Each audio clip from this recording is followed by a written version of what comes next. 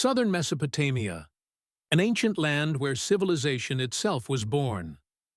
A place where humanity first learned to write, where cities rose from the mud-brick plains, and where kings claimed divinity. But by the late 3rd millennium BCE, these lands were anything but glorious. Once prosperous cities lay in ruins. Temples stood abandoned. Irrigation canals, the lifeline of agriculture, were clogged and broken. Trade had collapsed. Famine swept across villages, and disease thinned the population. People spoke of the good old days of Sumer, the way we today speak of a lost golden age, something that felt impossibly far away. For more than 90 years, almost a full century, Sumer lived under the rule of the Gutians, a mountain people who had surged down from the Zagros. Their rule was long enough to shape an entire generation.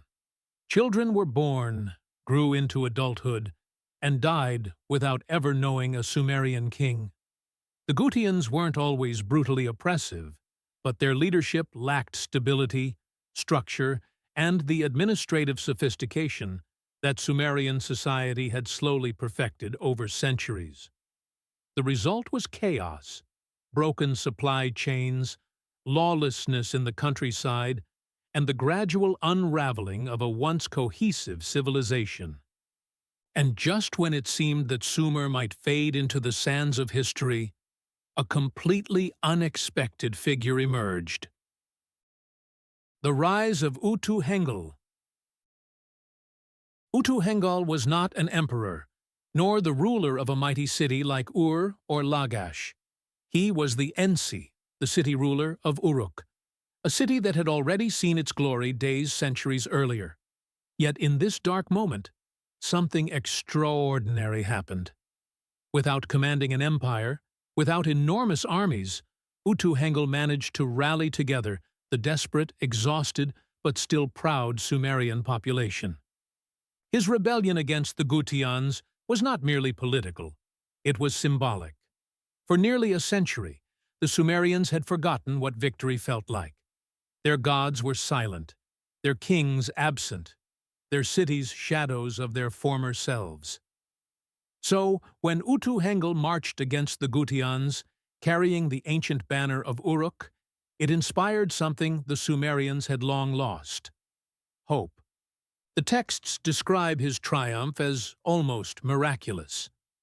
The Gutian king Tirigan fled, but was eventually captured and handed over. And then came the defining moment, the moment that spread like wildfire through the land. Tirigan was brought before Utu-Hengal, who forced him to kneel in public. This act was more than humiliation. It was a declaration. It was a statement that the era of Gutian dominance had ended, and the Sumerians were reclaiming control of their destiny. But Utu-Hengal knew something crucial. Winning the war was the easy part. Rebuilding a civilization was far harder. A land in ruins. Even after the Gutians were expelled, the reality on the ground remained grim. Many Sumerian elites had collaborated with Gutian governors. Others had watched their wealth and influence crumble. Entire villages had been abandoned. Canals that once fed lush fields were overgrown or filled with debris. Cattle populations had declined. Fields were cracked from drought. Disease spread through stagnant water. Bandit groups roamed the countryside, preying on travelers and farmers alike. Worse still, the demographic structure of Sumer had changed. Extensive Akkadian migrations during the earlier empire had brought Semitic populations into the region. These groups had intermingled with older Sumerian communities, adding diversity but also introducing new cultural expectations. Later, Amuru tribes from the west and Lullaby groups from the mountains arrived, many of them seeking land, work, or refuge. As a result, Sumer was no longer a land dominated purely by Sumerians. It was a cultural mosaic, a complex blend of languages, traditions, and political loyalties. Utu-Hengal began the slow process of unifying the land. He confronted Gutian sympathizers, restored city councils where possible, and re-established communication between major cities. And yet, despite his determined leadership, he reigned only 7 years. Fate, illness, or perhaps internal conflict cut his rule short. Whatever the reason, the responsibility of rebuilding Sumer now fell to someone else. That someone was Ur-Nammu, Ensi of Ur. The unexpected rise of Ur-Nammu. Ur-Nammu's ascent to the throne was unusual. Some later sources even suggest he overthrew Utu-Hengal. Whether or not this is true, Ur-Nammu did something extraordinary. He moved the political center of power from Uruk to Ur, initiating what would become the Third Dynasty of Ur, a period many historians consider a golden age of Sumerian civilization. Unlike many ancient rulers who relied primarily on military might, Ur-Nammu understood that the deeper problem Sumer faced was not external enemies. The real threat was internal collapse, the decay of infrastructure, the absence of formal education, the erosion of cultural identity, and the loss of administrative coherence. So he focused on something surprisingly modern: systems. His reign would become a blueprint for how a broken civilization could be rebuilt through education, justice, and effective governance. The Educational Revolution, Eduba, and the Return of Knowledge. One of Ur-Nammu's most visionary reforms was the restoration and expansion of educational institutions known as Eduba, or tablet houses. These schools were more than classrooms. They were engines of social transformation. For the first time since the Gutian disruptions, learning was not restricted to the privileged or the priesthood. Cities large and small gained access to education. Literacy spread not only among scribes, but among administrators, merchants, and even some ordinary citizens. Inside the Eduba, young students learned cuneiform writing by pressing styluses into wet clay. They studied mathematics by calculating grain rations, field measurements, and irrigation schedules. Astronomy was taught not for curiosity, but because the movement of the stars helped schedule festivals, agriculture, and taxation. Students studied plants to improve agriculture, minerals to support early metallurgy, animals to enhance herding practices, and geography to understand the growing network of trade routes. And here was the radical part. Any person, noble or commoner, Sumerian or immigrant, who wanted to hold public office had to graduate from an Eduba. This meant social status alone no longer guaranteed power. Merit and education did. Over time, this created an elite class not based on birth, but on skill. Immigrant groups who embraced the Sumerian language and education system integrated successfully. Those who resisted were left behind. Through education, Ur-Nammu effectively re-centered Sumerian culture without resorting to violence or exclusion. The Age of Records, one of history's first bureaucracies. Ur-Nammu also realized that a stable state needed accurate information, so he initiated one of the earliest comprehensive record-keeping systems in human history. Tablets from this era reveal a stunning level of detail. Tax records for households, lists of temple workers, grain inventories in each city, detailed maps of agricultural fields, cattle and sheep counts, labor quotas for public works, legal proceedings written line by line. What makes this remarkable is how modern it feels. Ur-Nammu essentially created early versions of a census, a treasury department, a land registry, a taxation bureau, and a justice ministry. Everything from canal repairs to temple renovations was documented. This reduced corruption dramatically. Local officials could no longer hide grain, manipulate taxes, or abuse workers without being caught, because the tablets did not lie. The result was a strengthened economy. With canals repaired, fields irrigated, and trade routes restored, cities began to grow again. Workshops reopened. Temples regained wealth. For the first time in decades, Sumer felt alive. The first written legal code. And then came the reform for which Ur-Nammu is best remembered: the creation of the world's earliest surviving written law code. Long before Hammurabi carved his laws into stone, Ur-Nammu wrote a legal system grounded in fairness, consistency, and civic responsibility.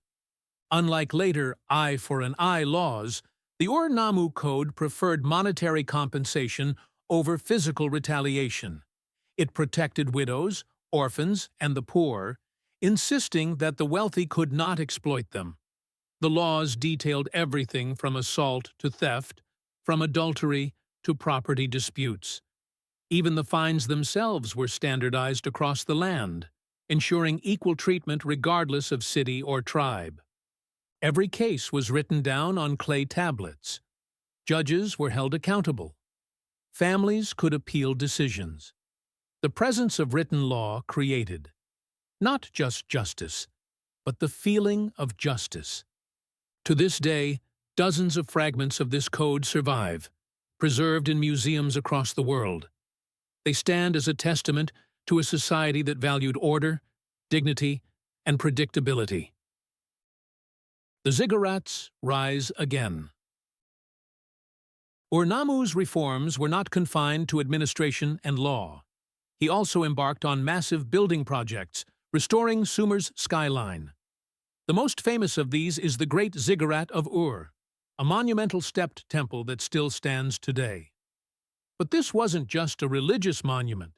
It symbolized the rebirth of Sumer, an architectural declaration that the gods had not abandoned the people, and the people had not abandoned themselves. Ziggurats during this period often carried poetic names like House of the Mountain or Bond Between Heaven and Earth.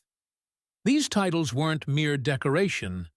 They reflected a renewed sense of purpose, cultural identity, and cosmic order. Temples became more than sacred spaces. They turned into community centers, administrative offices, and sometimes even educational hubs. Religion and governance blended into a unified vision of society, where every citizen had a place and every action had meaning. The economic comeback. With canals restored and corruption reduced, agriculture blossomed. The Fertile Crescent once again lived up to its name. Farmers could rely on predictable water supply. Grain surpluses returned, markets reopened. Caravans carrying copper, tin, textiles, and exotic goods moved across the desert trade routes. Ur-Nammu's system ensured that part of this wealth was reinvested into the state. Workers received fair wages. Cities received food supplies. Temples gained resources to maintain social stability. And because everything was recorded, even the smallest contributions strengthened the overall system. The Sumerian Renaissance. By the end of Ur-Nammu's reign, Sumer had undergone a transformation so profound that many historians call it a Sumerian Renaissance. Literacy was widespread, science advanced, architecture flourished, law and order were restored. The Sumerian identity, once on the brink of disappearance, shone again with confidence. Ur-Nammu referred to himself as King of Sumer and Akkad, a title that symbolized not conquest but unity. His vision reshaped the region in ways that would influence Mesopotamian civilization for centuries. Sadly, Ur-Nammu died in battle against the Gutians, proof that some remnants of the old threat still lingered. But he left the kingdom in the hands of his son, Shulgi, who would go on to become one of the greatest kings in ancient Near Eastern history. Shulgi expanded the bureaucracy, strengthened the army, standardized weights and measures, and pushed the Sumerian Renaissance to heights unseen before. Conclusion. And so, the story of Sumer's rebirth is not just a tale of war or conquest. It is a story of rebuilding, of taking a civilization that had collapsed into chaos and giving it structure, dignity, and hope again. It is the story of Utu-Hengal, the liberator, and Ur-Nammu, the reformer. Together, they transformed despair into revival and carved a legacy strong enough to echo across millennia. The tablets they left behind, the ziggurats they built, the laws they wrote, and the schools they founded all remind us that even in humanity's darkest moments, renewal is always possible. Civilization can fall, but with vision, courage, and wisdom, it can also rise again.